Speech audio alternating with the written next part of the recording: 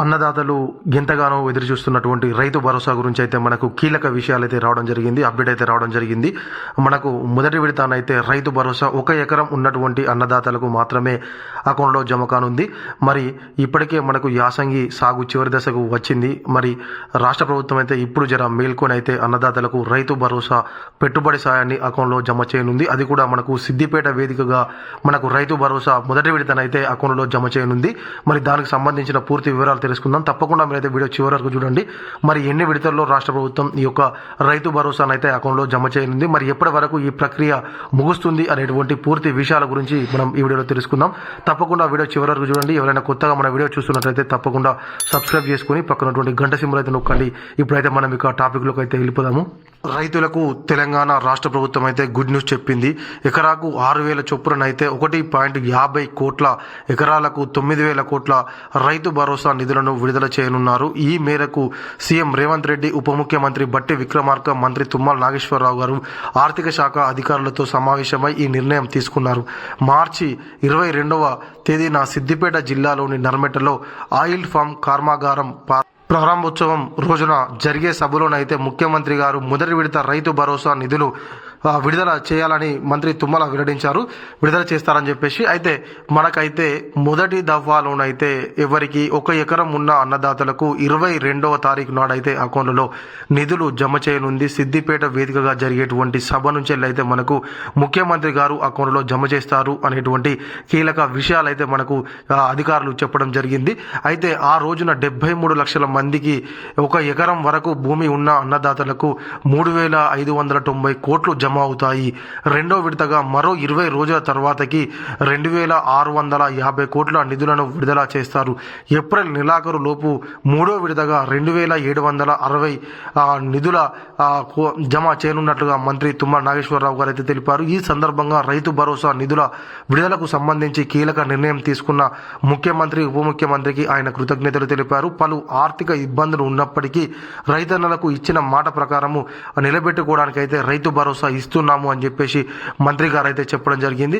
మంత్రి గారు మీరు చెప్పింది కరెక్టే, కానీ కాకుండా ఈ ఇచ్చేదేదో మనకు టైంకు ఏదైతే మనకు డిసెంబర్ కానీ జనవరి నెలలో కానీ ఇస్తే ఇంకా బాగుండు అని అన్నదాతలు అయితే కోరుకుంటున్నారు. ఇప్పటికైనా మీరు ఈ డబ్బులు ఇవ్వడం అనేటువంటిది అన్నదాతలకు చాలా ఇంపార్టెంట్. ఈ పరిస్థితుల్లో కూడా ఇవ్వడం అనేది చాలా ఇంపార్టెంట్ కాబట్టి ఇప్పుడు ఇచ్చినా కూడా అన్నదాతలను ఎంతో కొంత ఆర్థికంగా ఆదుకున్నటువంటి వాళ్ళు అవుతారు. కాబట్టి తప్పకుండా ప్రతి ఒక్క అన్నదాత కూడా రైతు భరోసా అందే విధంగానైతే చూడాలి. ఈ 3 విడతల్లో కూడా అందరికీ ఇవ్వాలి అని చెప్పేసి అన్నదాతలు కోరుకుంటున్నారు. అదేవిధంగా 9,000 కోట్లు నిధులకు సుముఖం.